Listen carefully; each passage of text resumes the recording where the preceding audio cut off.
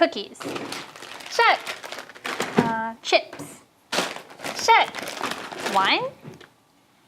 Check. Yeah, we got all we need.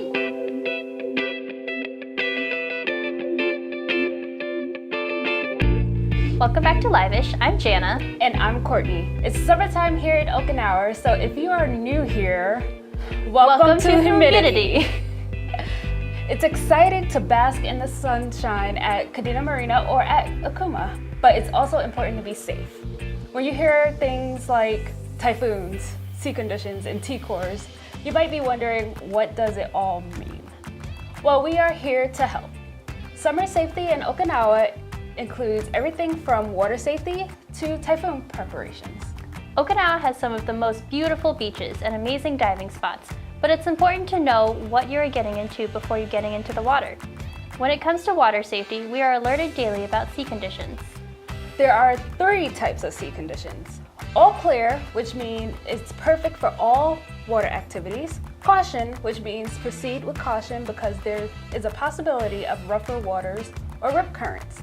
And danger, where all water activities are prohibited due to dangerous water conditions. The sea conditions are extremely important, especially if you're going scuba diving.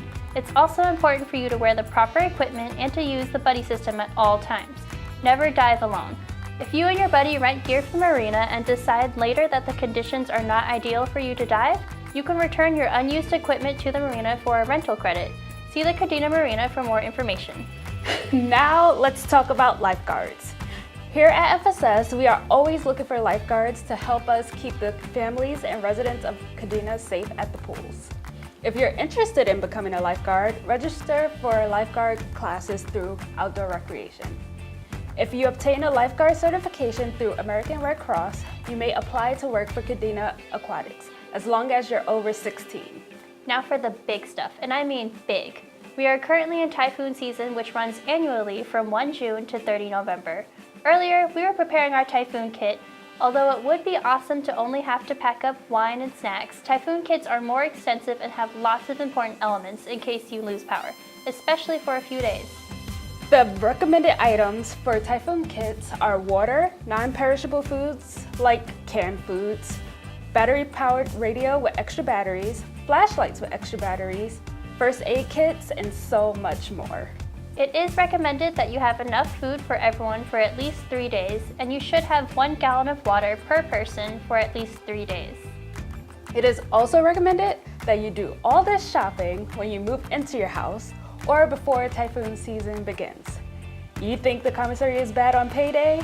You've never been there when T-Core 2 is called. It's important to keep up with the T-cores and know what T-cores are.